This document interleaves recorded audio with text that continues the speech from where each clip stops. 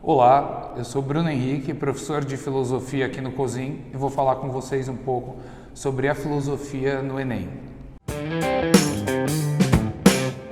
Dentre os temas da filosofia são eles: a ética e a moral, a filosofia política, a metafísica, a lógica, a estética e a epistemologia, assim como a filosofia da ciência. Um panorama geral dessas temáticas, vamos começar falando da metafísica.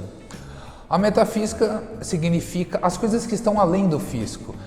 Então, há três questões metafísicas centrais: o que é Deus, o que é alma e o que é liberdade. Ou seja, essas três questões mostram que não é uma explicação que você aponta e você olha como a ciência tradicionalmente faz. Então, metafísico significa tudo aquilo que explicaria o que as coisas são sem ter uma dimensão física material, né? Então, isso que estuda a metafísica. Por exemplo, Aristóteles fala que o princípio metafísico é que há um primeiro motor. Deus, para Aristóteles, é um primeiro motor que move tudo, que põe as coisas em movimento. Os cristãos, dentro da filosofia medieval, colocam Deus como criador eterno. Então, metafísica significam essas questões. Sobre ética e moral. Há uma grande diferença entre ética e moral. Moral é entendida como todas as regras que são externas ao indivíduo, onde nós cumprimos ou não cumprimos, onde aceitamos ou não aceitamos, elas vêm de fora, nós não escolhemos. Ela não envolve reflexão. São as regras que, por convivência, nós cumprimos, são as leis de uma cidade, são os valores de uma família, de um espaço coletivo. Isso significa moral. Ética, diferentemente, significa os valores que eu defino para mim. A ética, então, trabalha com a interioridade, ou seja, o que eu defino, o que eu considero certo e errado, pode estar de acordo ou não com outras pessoas, mas ética significa os valores que eu defino para mim em oposição à moral, valores externos. A estética é um ramo da filosofia que vai estudar o belo. O que é o belo? Ou a ausência do belo, o que seria a beleza e, ao mesmo tempo, entender e discutir as obras de arte a partir dessa relação entre beleza, ausência de beleza e outras formas de apreciação. Além disso, a estética, por estudar o belo, estuda a nossa capacidade de percepção, a nossa sensibilidade. Então, esse é um ramo importante e sempre que na filosofia se falar de estética, então a estética se relaciona com história da arte, filosofia da arte, crítica da arte, sempre pensando no que é o belo ou a beleza e também na sensibilidade humana. Outra área temática da filosofia é epistemologia. Logia vem de logos, significa estudo, ciência, lógica, conhecimento. E episteme significa também conhecimento. O que significa epistemologia? É uma teoria do conhecimento, ou seja, como nós conhecemos as coisas.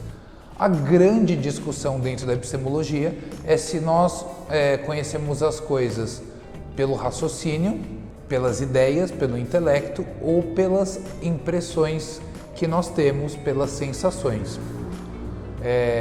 Ela também vai discutir se nós nascemos com as ideias inatas, se nós nascemos com certas concepções ou se nós as adquirimos durante a vida. Por exemplo, John Locke é um filósofo importante que vai dizer que nós somos uma tábula rasa, uma folha em branco, onde a nossa vida é uma sucessão de experiências e nós aprendemos e nós só sabemos o que nós aprendemos nesta vida. Em oposição a Locke, Descartes vai defender que temos algumas ideias que são inatas, que nascem conosco.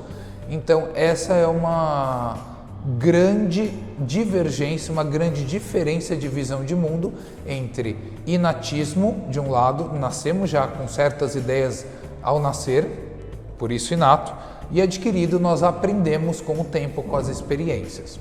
E filosofia política é um ramo da filosofia que vai estudar as formas de convívio do homem, na medida em que política vem do grego, que vem da palavra polis. Polis significa cidade-estado, a cidade organizada como um estado na antiguidade. E o que seria a política? Seria a participação dos homens, da coletividade das pessoas, decidindo o rumo o rumo da vida coletiva. Então, política tem a ver com vida coletiva, vida em comum. De todo modo, a filosofia política aborda desde a antiguidade até os dias atuais grandes correntes de filósofos, pensadores que vão procurar refletir como é que seria a melhor forma de viver em coletividade. Platão e Aristóteles eram filósofos que defendiam que a política deveria ser guiada pelo bem comum. Então, o que seria o melhor para o indivíduo e ao mesmo tempo para a cidade ou para a comunidade. Então, essa era a perspectiva de defesa de uma noção de política na antiguidade. Na Idade Moderna, nós temos uma grande contraposição entre Thomas Hobbes, de um lado, e outro, Jean-Jacques Rousseau. Thomas Hobbes é um filósofo que vai defender que, pelo fato do homem ser mau, ele define o homem como mau por natureza. Se ele puder roubar alguma outra pessoa, ele fará. E por isso produz uma guerra de todos contra todos. Se você tem apenas um objeto, as pessoas vão guerrear para ter aquele objeto. Esta é a concepção de Thomas Hobbes. Para isso, ele vai defender o Leviatã, ou seja, um estado forte e violento em que as pessoas tenham medo, e que a paz só seria possível com um estado que produz essa situação de medo, onde as pessoas não agiriam violentamente, roubariam o que é dos outros ou alguma coisa do tipo. De todo modo, Jean-Jacques Rousseau, um filósofo posterior a Thomas Hobbes, vai se contrapor ao Hobbes. Para ele, o homem não é mau de natureza, o homem é bom, só que a sociedade o corrompe.